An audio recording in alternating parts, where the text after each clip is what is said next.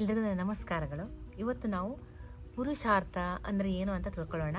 ಪುರುಷಾರ್ಥ ಅಂದರೆ ಏನು ಅಂತ ನಿಮಗೆಲ್ಲ ಗೊತ್ತೇ ಇದೆ, ಆದರೂ ನಾನು ಎಕ್ಸ್ಪ್ಲೇನ್ ಮಾಡ್ತೀನಿ. ಪುರುಷಾರ್ಥಕ್ಕೆ ನಾವು 4 ಗುರಿಗಳು ಅಂತ ಕರಿತೀವಿ, ಅಥವಾ 4 ಪಿಲ್ಲರ್ ಕಂಬಗಳು ಅಂತ ಕರಿತೀವಿ, ಅಥವಾ ಮ್ಯಾನ್ಯುವಲ್ಲು ಅಂತ ಕರಿತೀವಿ.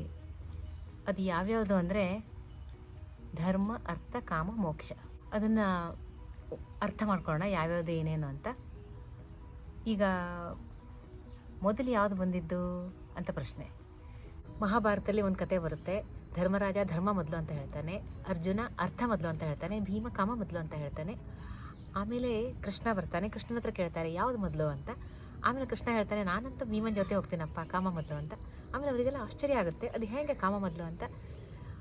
ಆಮೇಲೆ ಕೃಷ್ಣ ಎಕ್ಸ್ಪ್ಲೇನ್ ಮಾಡ್ತಾನೆ, ಈ ಒಂದು ಮೋಕ್ಷ ಬೇಕು ಅಂದ್ರೂ ಮೊದಲು ಕಾಮದಿಂದಲೇ ಶುರುವಾಗುತ್ತೆ. ಆ ಡಿಸೈರ್ ಬರುತ್ತಲ್ವ, ನನಗೆ ಬೇಕು ಬೇಕು ಅಂತ, ಆ ಬೇಕು ಅಂತ ಆಸೆ ಇದೆಯಲ್ಲ, ಅದು ಕಾಮ ಆಗುತ್ತೆ.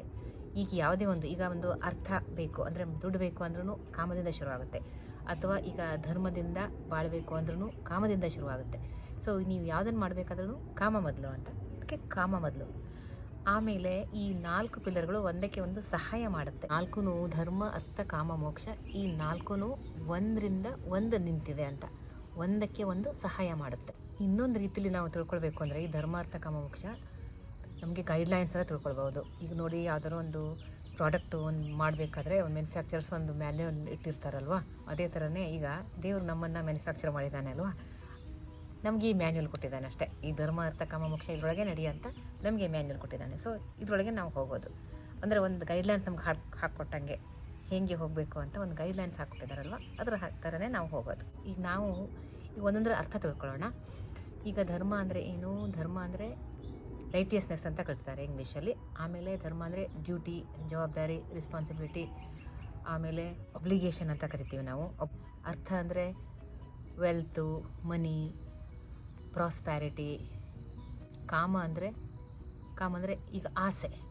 ಈಗ ಇನ್ನೇನು ಆಸೆ, ಜಗತ್ತಿನಲ್ಲಿ ಏನೇನು ಎಂಜಾಯ್ ಮಾಡಬೇಕು ಅಂತ ಆಸೆ ಇರುತ್ತಲ್ವ, ಅದಕ್ಕೆ ಆಸೆಯನ್ನು ನಾವು ಕಾಮ ಅಂತ ಹೇಳ್ತೀವಿ. ಆಮೇಲೆ ಮೋಕ್ಷ ಅಂದರೆ ಫ್ರೀಡಮ್ ಅಂತ ಹೇಳ್ತೀವಿ.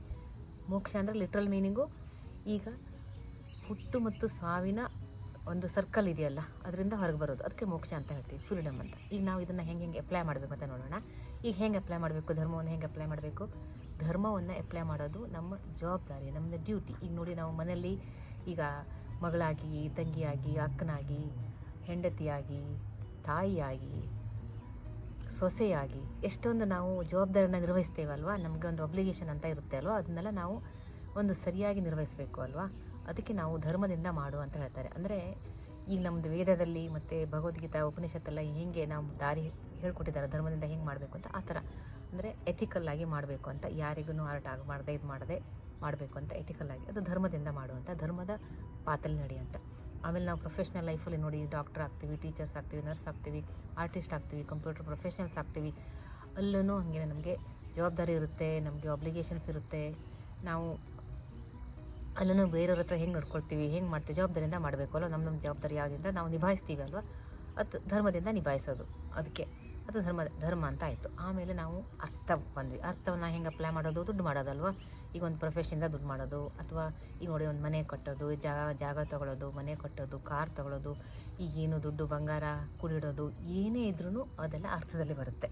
ಅಂದರೆ ಈಗ ಅದನ್ನೆಲ್ಲ ಧರ್ಮದಿಂದನೇ ಮಾಡುವಂಥ, ಅಂದರೆ ಯಾವ ಒಳ್ಳೆಯ ದಾರಿಯಲ್ಲಿ ಮಾಡು, ಎಷ್ಟು ಬೇಕು ಧರ್ಮದ ಪಾತಲ್ಲಿ ಹೋಗಿ ಅದನ್ನು ಮಾಡೋದು, ಅದಕ್ಕೆ ಅರ್ಥ. ಅದನ್ನ ಹಂಗೆ ಅಪ್ಲೈ ಮಾಡೋದಲ್ವ. ಆಮೇಲೆ ಕಾಮ ಅಂತ ಬರುತ್ತೆ. ಕಾಮ ಅಂದರೆ ಡಿಸೈರು. ಈಗ ಜಗತ್ತಿನಲ್ಲಿ ನೋಡಿ ಎಷ್ಟೊಂದು ಎಂಜಾಯ್ಮೆಂಟಿಗೆ ಇರುತ್ತೆ ಅಲ್ವಾ. ಈಗ ನಮಗೆ ಟ್ರಾವೆಲ್ ಮಾಡಲಿಕ್ಕಿರುತ್ತೆ, ನಮಗೆ ಈಗ ತಿನ್ನೋಲಿಕ್ಕಿರುತ್ತೆ, ನೋಡಲಿಕ್ಕಿರುತ್ತೆ, ಎಷ್ಟೊಂದು ಥರದ್ದು ಇರುತ್ತೆ ಅಲ್ವ. ಅದನ್ನೆಲ್ಲ ಹೆಂಗೆ ಅಪ್ಲೈ ಮಾಡೋದು?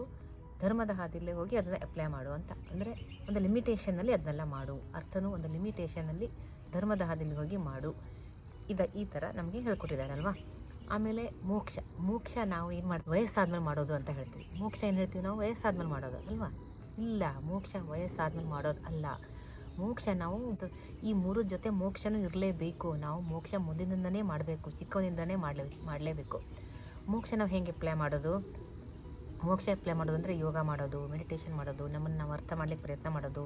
ಈ ಯಾವುದೇ ಒಂದು ಕೆಲಸ ಮಾಡಬೇಕಾದ್ರೆ ನಾವು ಡಿಟ್ಯಾಚ್ಮೆಂಟಿಂದ ಮಾಡೋದು.